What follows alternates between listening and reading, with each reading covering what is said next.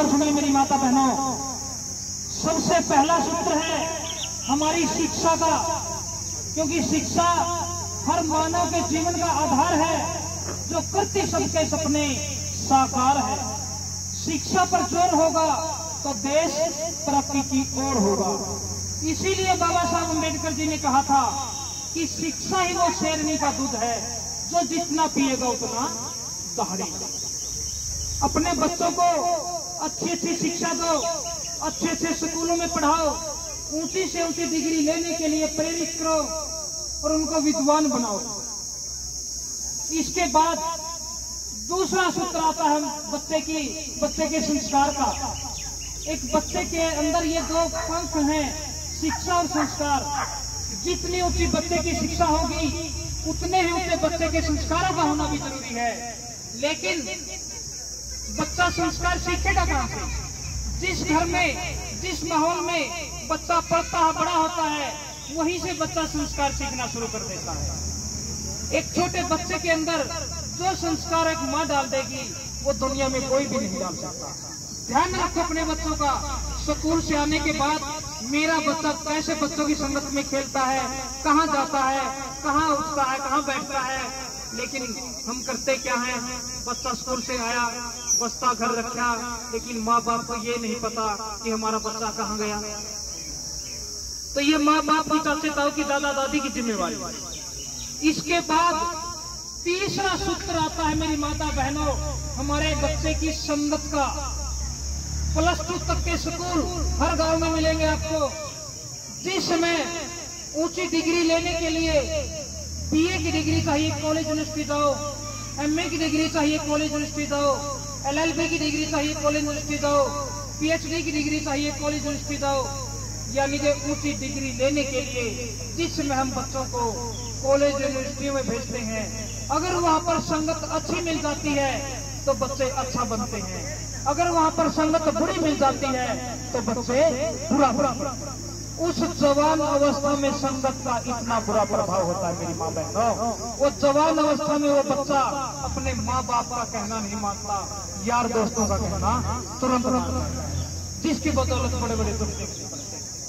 इसके बाद चौथा सूत्र आता आचरण का, कि मैंने अपने दैनिक जीवन का आचरण कैसे निभाना है, मम्मी पापा के साथ कैसी बातें करनी है, ताऊ ताई के साथ कैसे व्यवहार करना है, दादा दादी के साथ कैसी बातें करनी है, कि मैंने अपना दैनिक जीवन का आचरण कैसे निभाना है। इसके बाद 5वां सूत्र आता है हमारी एकता का। और ये 5वां सूत्र मेरी माता बहनों, पूरी दुनिया का सबसे मजबूत सूत्र है ये हमारी एकता। क्योंकि अगर इस कलम के साथ मैं 0 0 0 0 लिखता रहूं, अकेले 0 की मेरी माता बहनों कोई वैल्यू नहीं होती। कोई नहीं पूछता, दिन रात लगे रहो, कापियां भर दो। लेकिन अगर उन 0 से ठीक पहले हमने एक का खड़ा कर दिया तो फिर देखना उनकी वैल्यू कितनी बढ़ जाएगी। 3 0 होंगे 1000 हो जाएगी, 4 0 होंगी 10,000 हो जाएगी। वो एक का खड़ा किया तभी तो वैल्यू बढ़ी, अन्यथा तो वो 0 थी। इसी तरीके से अगर हमें अपने कुनबे कबीले की वैल्यू को बढ़ाना है तो वही एक का भाई भाई में जरूरी है, वही एक का सास बहू में जरूरी है, वही एक का ननद भाभी में जरूरी है, वही एक का पूरे घर परिवार में और पूरे समाज में वो एक का जरूरी है। इसी एक की बात 15वीं शताब्दी में संत शिरोमणि जगत गुरु रविदास महाराज जी कह के चले गए। अगर हमें अपने परिवार में, अपने भाइयों में शहद के जैसा मिठास चाहिए तो हमें मधुमक्खी के छत्ते की तरह मिल करके रहना पड़ेगा, दूसरा कोई रास्ता नहीं है। गुरु महाराज ने कहा कि सत्संगत सब मिल रही है माधव जैसे मधुमक्खी रहा। लेकिन किसने समझा उनकी बात? साल के अंदर एक जयंती वाले दिन हलवा पूरी खाएंगे, डीजे बजाएंगे, नाचेंगे, कूदेंगे, एंजॉय करेंगे और अपने अपने घर चले जाएंगे। लेकिन 364 दिन ये नहीं देखते गुरु महाराज की क्या वाणियां हैं, गुरु महाराज क्या दिशा देके गए, क्या हम उनके बताए रास्ते पे चल रहे हैं नहीं चल रहे, गुरु महाराज कौन सी गुण में रहते हैं, वो ये पता। एक दिन के बाद उन रूढ़िवादी परंपरा में धस जाते हैं। किसी में काली बोलती है, किसी में पीली बोलती है, किसी में धोड़ी बोलती है। मेरी माता बहनों, मुझे इतना बताइए, बिना आई कोई फांसी खा गया, दवाई खा गया, एक्सीडेंट में मर गया, आसमानी बिजली से चला गया, सांप ने डस लिया, क्या वो किसी को सोचेगा? उदाहरण आप काशी का लीजिए, जो माँ अपने बच्चे को जन्म देने के बाद बालकी परोसती है, जवान करती है। जिस समय देश की आजादी का बिगुल बज रहा था, तो जिस माँ की आंखों के सामने वो बच्चे फांसी टूटे हो, उस माँ के हृदय को पूछ के देखो मेरी माता बहनों, क्या बीतती होगी। पूरे भारत में एक आदमी का नाम बता दो मुझे, आज तक किसी में राजगुरु सुखदेव भगत सिंह बोले हैं। पूरे भारत में एक आदमी का नाम बता दो, किसमें पंडित राम प्रसाद बिस्मिल बोले हों। पूरे भारत में एक आदमी का नाम बता दो, किसमें उधम सिंह बोले हों।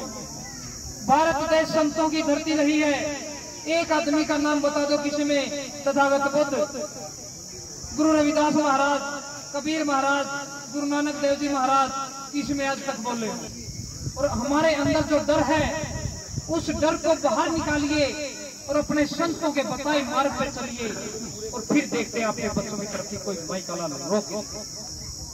मैं लिख के दे सकता हूँ मेरी माता बहनों ये बात, जिसने अपने बच्चों के ये पांचों सूत्र सिखा दिए, उसके बच्चों की तरफ ये लक्ष्य हो। अब गर्मी का मौसम है, मेरी माता बहनों ज्यादा कम कहने में ज्यादा समझ लेना। अब सभी हाथ जोड़ ले, सभी के लिए मंगल कामना होगी। अब की बार मैं हिंदी में बोलूंगा, पाली में बोलूंगा, दोबारा मुझे हिंदी बतानी पड़ेगी, हमारा समय बच जाएगा। ये सब कुछ रखी, एक बार उठा उतार के लेके सेव कर लिया, कोई बात हो जाएगी।